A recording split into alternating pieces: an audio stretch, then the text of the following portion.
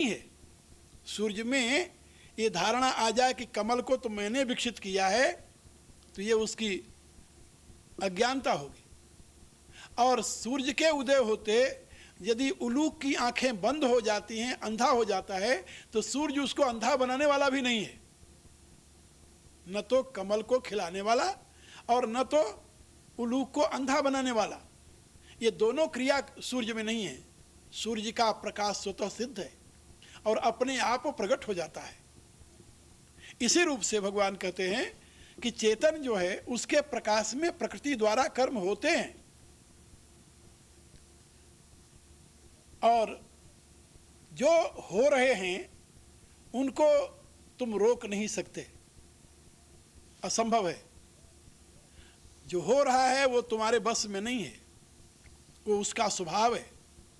प्रकृति चाहे कि अपने आप को रोक ले तो वो भी नहीं रोक सकती, क्योंकि कोई व्यक्ति या कोई वस्तु अपने स्वभाव के विपरीत कुछ कर ही नहीं सकता।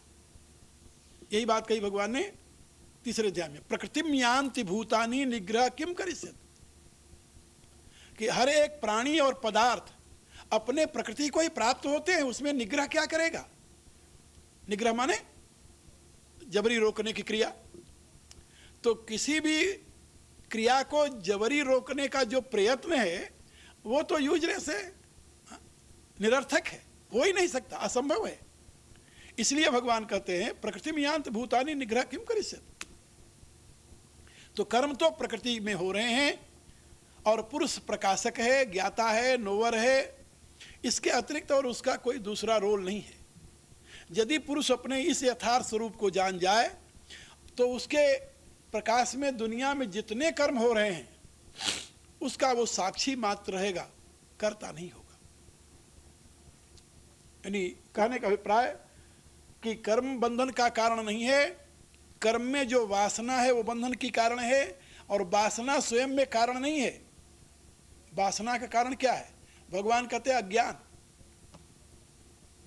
वासना जो है, वासना से अज्ञान होता है या अज्ञान से वासना? भगवान कहते नहीं, अज्ञान से वासना, वासना से अज्ञान नहीं होता। अज्ञान से वासना और वासना से कर्म, कर्म से फिर भोग, भोग में अनुरक्ति और फिर कर्म, फिर वो चक्र चल जाता है। तो मूल में अज्ञान है। इसलिए ज्ञान के प्रकाश में जिसका अज्ञान नष्ट हो गया, भगवान कहते हैं गीता के 5वें अध्याय में, ज्ञान प्रदीप के प्रज्वलित होने से जिसके अंतर का अज्ञान नष्ट हो गया है, वह व्यक्ति परम सत्य का प्रकाश प्राप्त करके कृतकृत्य हो जाता है। इसलिए गीता जो विचार दे रही है उसका मूल आधार है कि तुम दुनिया में जो कुछ हो रहा है या जो कुछ तुम्हें करने के लिए उचित रूप से मिली हुई तुम्हारी ड्यूटी समझ लो या तुम्हारा जो कर्तव्य है, उसको अच्छी प्रकार से तुम समझ लो। गीता जिस धर्म की विवेचना करती है उस धर्म में मान लेने के लिए कोई स्थान नहीं है, उसमें जानने के लिए स्थान है। मानने के लिए तो केवल इतने स्थान है कि एक परमेश्वर है, सृष्टि के मूल में उसका कारण है, उसको तुम्हें मानना ही होगा, क्योंकि उसके लिए भी गीता युक्ति तर्क व्यक्त करती है कि जो कुछ कार्य है जगत में उसका कोई न कोई कारण है। इसलिए यदि जगत में जगत है ऐसे समझ लो तो इसका भी कोई न कोई कारण होगा। इस कारण को तुम्हें ढूंढना चाहिए। तथा पदम तत्परिमार्गितव्यम यस्मिन् गता न निवर्तन्त भूय, ऐसा गीता के 15वें अध्याय में भगवान ने समझाया। तो गीता के इस सिद्धांत को यदि आप अपने ध्यान में लाएंगे, अपने दिमाग में प्रतिष्ठित करेंगे, तो गीता के रहस्य को आप बड़े सुगमता से आसानी से समझ जाएंगे। फिर से समझ लीजिए, भगवान अब 4थे अध्याय में जिसका यानी विशेष रूप से वर्णन कर रहे हैं,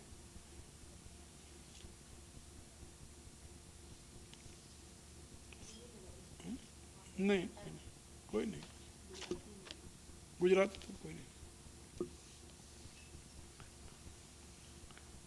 हाँ, मैंने यहाँ तक बातें बताई है शायद। एवं ज्ञात्वा कृतम कर्म पूर्वैरपि मुमुक्षुभिः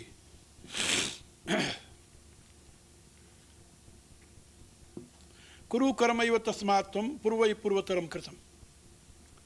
ऐसा समझ करके एवं ज्ञात्वा कृतम कर्म पूर्वैरपि मुमुक्षुभिः, ऐसा समझ करके पूर्व के मुमुक्षुओं ने कर्म का अनुष्ठान किया है। भगवान ने यहाँ पर दो बातें समझाई, मुमुक्षु और बुभुक्षु दो प्रकार के प्राणी हैं सृष्टि में।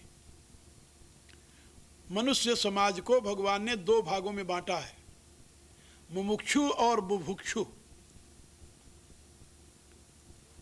मुमुक्षु कौन है? जिनको मोक्ष की अभिलाषा है, जो निर्वाण चाहते हैं, निर्वाण माने दुख रहित होना चाहते हैं। और बुभुक्षु कौन है? जिनको अभी भोग की अभिलाषा है, जो संसार का भोग चाहते हैं। ये दो प्रकार के प्राणी हैं। पूरे मनुष्य समाज को भगवान ने दो भागों में डिवाइड किया।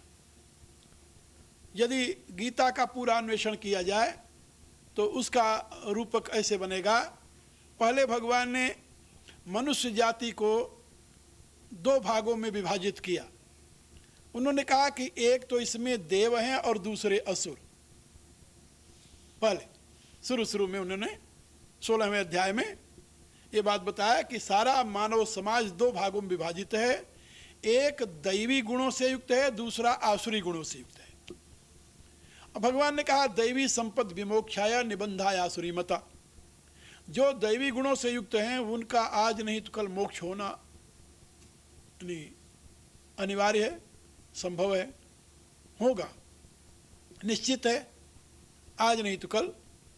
लेकिन जो आसुरी गुणों से युक्त हैं उनका न तो आज ही मोक्ष होने वाला है न कल ही मोक्ष होने वाला है।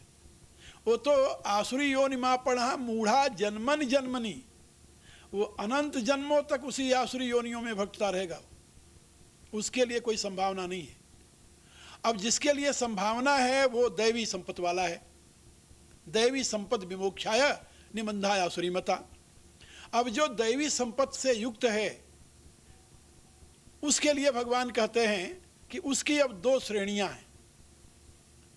दैवी संपत्ति से जो युक्त है उसकी भी दो श्रेणियां हैं, और उसमें भी है बुभुक्षु और मुमुक्षु।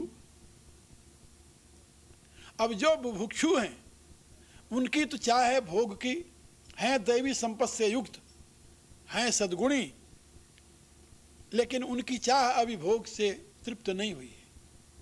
इसलिए उनके लिए भगवान ने कहा कि त्रयी धर्म का अनुष्ठान उनके लिए उपयोगी है। त्रयी धर्म का अनुष्ठान करके वो यहाँ से स्वर्ग में जाएं, स्वर्ग के सुख भोगें। ये कामा दुर्भा मर्तलोके, यमराज कहते हैं कठोपनिषद में कि जिन जिन कामनाओं की पूर्ति मृतलोक में दुर्लभ है वे कामनाएं स्वर्ग में अपने आप पूरी हो जाती हैं। आपने संकल्प किया कि आपको ये चाहिए, तुरंत आपके सामने है। यहां तो संकल्प करने से सामने कुछ नहीं होता। पुरुषार्थ से यहां तो प्रयत्न है ना, यहां तो प्रयत्न के द्वारा ही कार्य सिद्ध होता है, संकल्प से नहीं होता, इच्छा मात्र से नहीं होता। लेकिन स्वर्ग में तो कुछ नहीं करना पड़ता, केवल इच्छा करनी पड़ती है। इच्छा किए और वस्तु सामने आ गई, जो इच्छा की वो सामने आ गई। ये स्वर्ग की स्थिति है। तो जो बुभुक्षु लोग हैं वो धर्मानुष्ठान स्वर्ग की प्राप्ति के लिए करते हैं। 9वें अध्याय में भगवान ने इस बात को विशेष रूप से समझाया है। एवं त्रयी धर्म मनु प्रपन्ना गता गतम काम कामा लभन्ते। ये त्रयी धर्म जो है, वेद मार्ग जो है, ऐसे समझ लो, वेद मार्ग का लक्ष्य जो है वो स्वर्ग की प्राप्ति है। इसीलिए हमारे यहाँ जो आचार्य हुए हैं जिन्होंने केवल वेद को ही आधार माना है, उन्होंने स्वर्ग से अतिरिक्त और कुछ नहीं माना। कई ऐसे हुए हैं, पहले तो कई ऐसे थे। इस युग में तो वेद को विशेष करके प्रश्रय देने वाले स्वामी दयानंद सरस्वती हुए हैं। दयानंद सरस्वती के सिद्धांत में कहीं नित्य मुक्ति नहीं है। उनके मतानुसार जीव अलग है, जगत अलग है, ईश्वर अलग है, और मरने के पश्चात यदि शुभ कर्म करेगा तो जीव को स्वर्ग मिलेगा।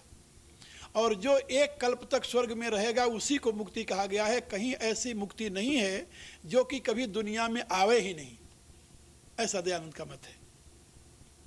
लेकिन ये मत विद्वत समाज में प्रशस्त नहीं माना जाता। क्यों नहीं माना जाता? कि न तो इसके लिए वेद ही साक्षी देता है, और न तो युक्ति ही है, और न तो कोई इसके लिए सिद्धांत ही बनता है।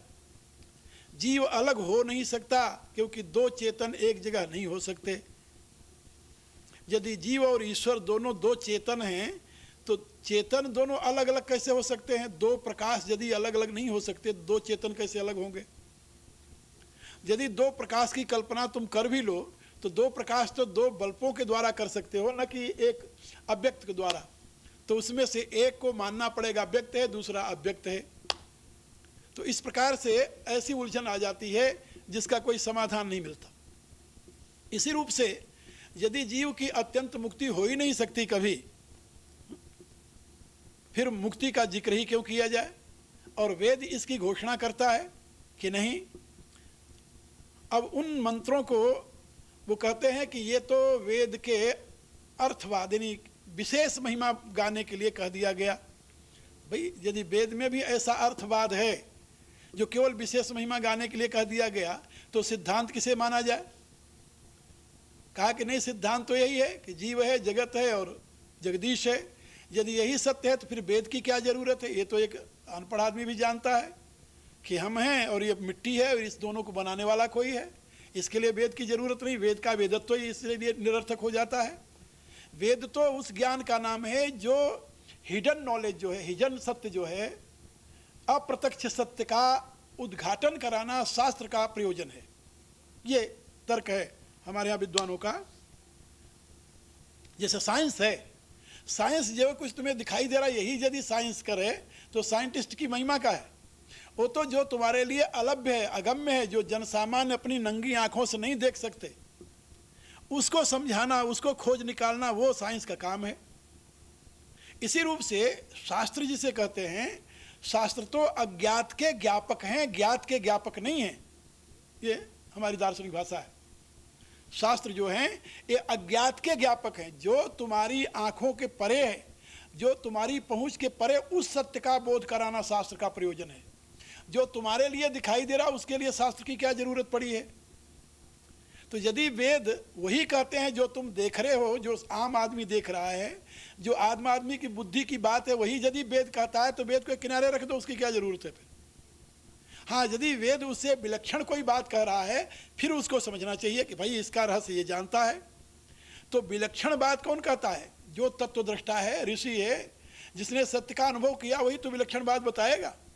और यदि तत्वदृष्टा ऋषि की वाक्य ही वेद है ऐसे समझ लो, या परमात्मा की वाणी न मानकर ऋषि की अनुभूति मानो, तभी तो वो तुम्हारी बुद्धि से परे की बात होगी, और उसके लिए तुम्हें साधना करना पड़ेगा। इसलिए त्रैतवाद को हमारे यहाँ स्वीकार नहीं किया गया, और वेदांत उसे नहीं मानता। अब रही बात, जो त्रैतवाद को मानने वाले हैं, उनका स्वर्ग ही सब कुछ है, सृष्टि का प्रयोजन स्वर्ग की प्राप्ति है।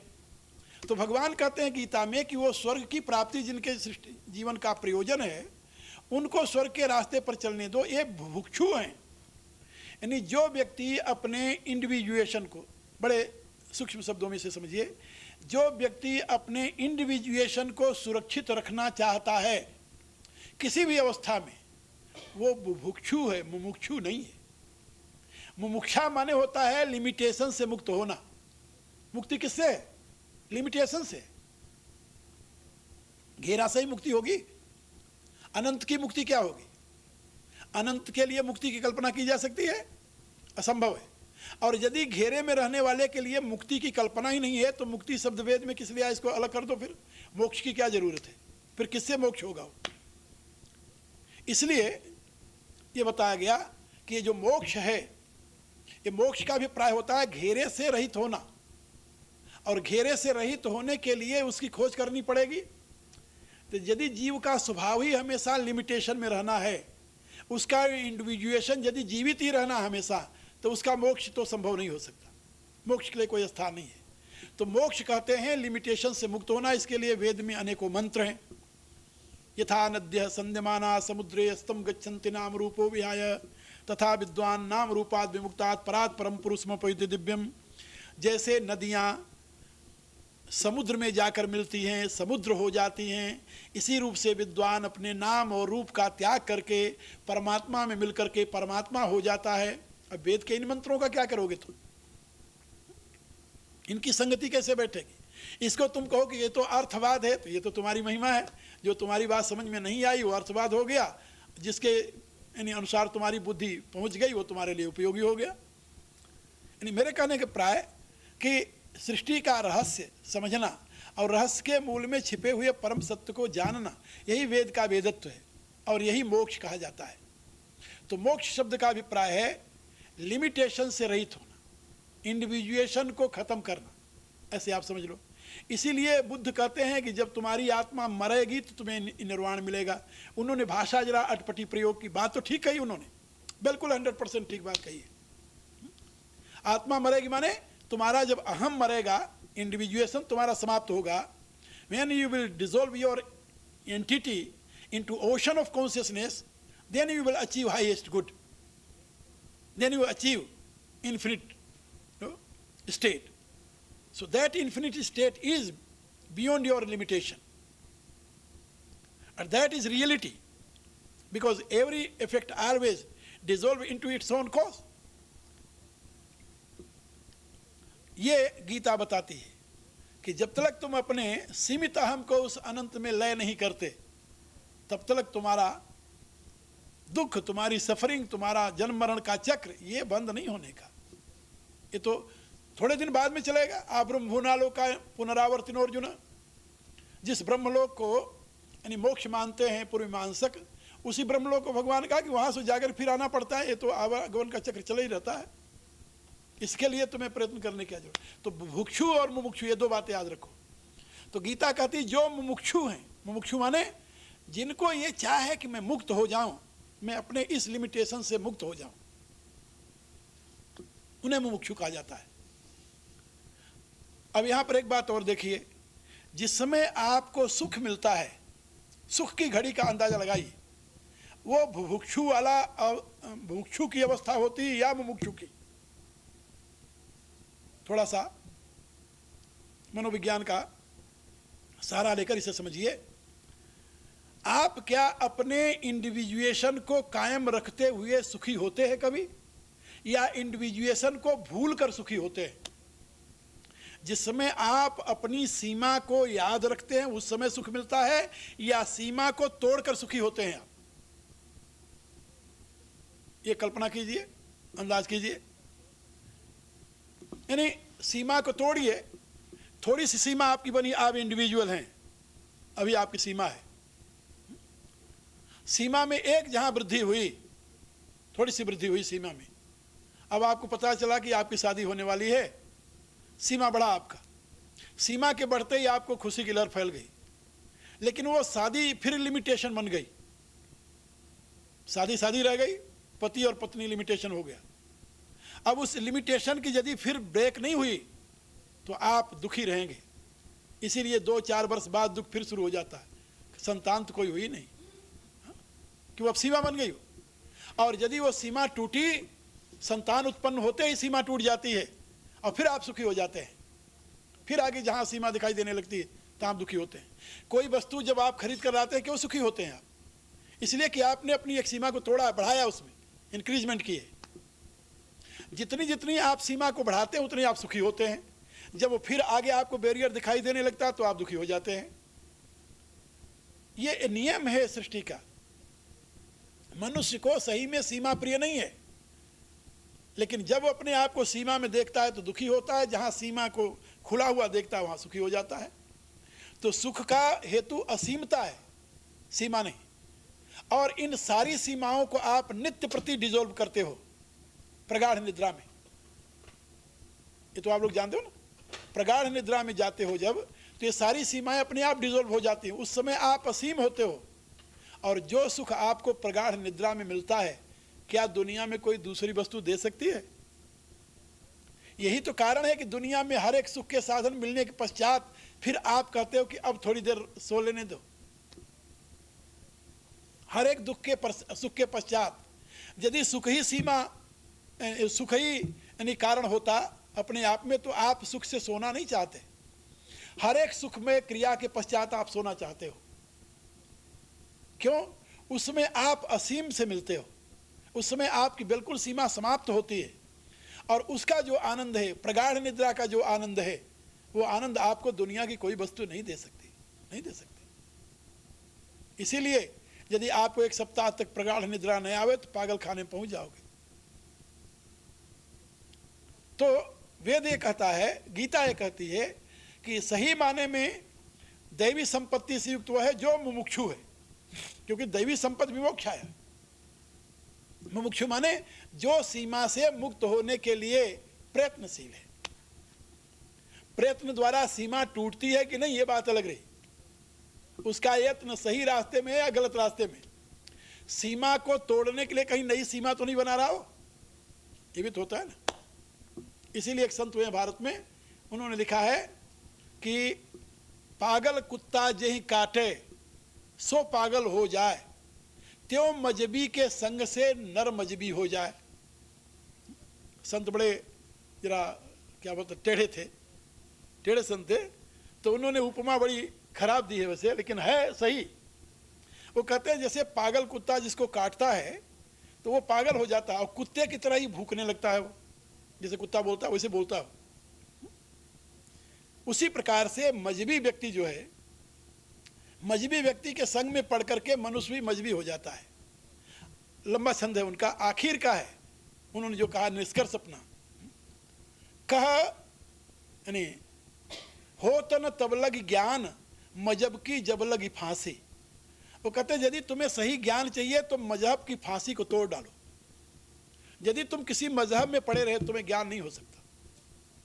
हो तन तब लग ज्ञान मजहब की जब लगी फांसी। ये पूरा मुझे इस समय याद नहीं आ रहा है, उनका है। ये संत हुए हैं गिरधर दास। गिरधर की कुंडलियाँ बड़ी प्रसिद्ध है भारत में, आप लोगों ने भी शायद पढ़े होंगे, कुछ पहले क्लास में लगा करती थी गिरधर की कुंडलियाँ। तो संत गिरधर दास ने ये बात कही है कि हो तब लग ज्ञान मजहब की जब लगी फांसी। जब तक तुम किसी मजहब के फांसी में पड़े रहोगे ज्ञान नहीं होगा तुम्हें। मोक्ष का रास्ता मजहब नहीं है, ये बात याद रखो। तो वो कहते हैं कि मजहब का रास्ता तो मुमुक्षु का रास्ता है, मुमुक्षु का रास्ता है। मुमुक्षु का रास्ता तो बिल्कुल निरापद है। और यहाँ पर भगवान कहते हैं कि ये जो मैं बात तुम्हें अर्जुन बता रहा हूँ, ये मुमुक्षुओं द्वारा अनुष्ठित बात बता रहा हूँ। यहाँ पर भगवान ने बताया कि मैं तुम्हें ये जो बात बता रहा हूँ, ये मुमुक्षुओं के द्वारा की हुई बात बता रहा हूँ। क्योंकि मुमुक्षुओं ने कर्म के मार्ग से चल करके मोक्ष पाया है। पूर्व के मुमुक्षुओं ने जिस मार्ग पर चल करके मोक्ष को पाया, उस मार्ग का तुम भी अवलंबन लो। हाँ, इतनी बात याद रखो। यहाँ एक बात मैंने आप लोगों को पहले कही थी कि ये चेतन कर्ता नहीं है, कर्ती प्रकृति है। तो उसमें कर्माभिमान क्यों हो? भगवान कहते हैं बिल्कुल ठीक है, चेतन कर्ता नहीं है, कर्ती तो प्रकृति है। लेकिन जैसे प्रकृति को प्रकाश प्रदान करके वह परम चैतन्य घन अपने आप को कहते हैं, जैसे प्रकृति को प्रकाश प्रदान करके परम चैतन्य घन परमात्मा प्रकृति को हमेशा परार्थ ही प्रेरित किया करता है, लोक कल्याणार्थ काम में ही प्रेरित किया करता है। इसी रूप से तुम्हारे ऊपर भी ये दायित्व है कि प्रकृति का जितना हिस्सा तुम्हारे पास है, जितने पर तुम्हारा कंट्रोल है, उसको तुम भी सही रास्ते में ले चलो। तुम बिल्कुल यदि उसे छोड़ नहीं सकते, या तो प्रकृति को प्रकृति की इच्छा पर छोड़ दो, का ये तो होता नहीं। तो जब तक तुम्हारी इच्छा कायम है तो तुम उसको सही दिशा में ले चलो, और प्रकृति के उस अंश को जो तुम्हारे लिए प्राप्त हुआ है, उसका सही दिशा में प्रयोग करना, ये कर्मयोग है। सही दिशा माने लोक संग्रहार्थ। इसके लिए भगवान ने 3 शब्द प्रयोग किए हैं, कार्यम कर्म, लोक संग्रह मेवापी और सर्वभूत हितेरता। ये 3 शब्द है। जो करणीय कर्म है, करणीय कर्म कौन है? जो लोक हित में है वो करणीय कर्म है। या सर्वभूत हिते रता, जो लोक हित में है वो करणीय कर्म है। दोनों प्रकार से, कार्यम कर्म और लोक संग्रह में वापी और सर्वभूत हिते रता, लोक कल्याण की दृष्टि से या अपना कर्तव्य समझकर, ये दोनों प्रकार से तुम्हें कर्म करना ही उचित है, क्योंकि तुम मुमुक्षु हो और मुमुक्षुओं ने इससे पहले कर्म किया है, पूर्वैरपि मुमुक्षु भी। एवं ज्ञात्वा कृतम कर्म, ऐसा जान करके पूर्व के मुमुक्षुओं ने कर्मों का अनुष्ठान किया है। कुरु कर्मत्व कर्मैव तस्मात्, इसलिए तुम भी उसी प्रकार के कर्मों का अनुष्ठान करो। यदि तुम उस प्रकार के कर्मों का अनुष्ठान नहीं करते तो बिना कर्म किए तुम रह नहीं सकते, और कर्मों का अनुष्ठान नहीं करोगे फिर क्या करोगे तुम? तो भगवान कहते हैं तुम दंभ करोगे, पाखंड करोगे, कर्म त्याग का नाटक करोगे, इसके सिवा और कुछ नहीं करोगे तुम।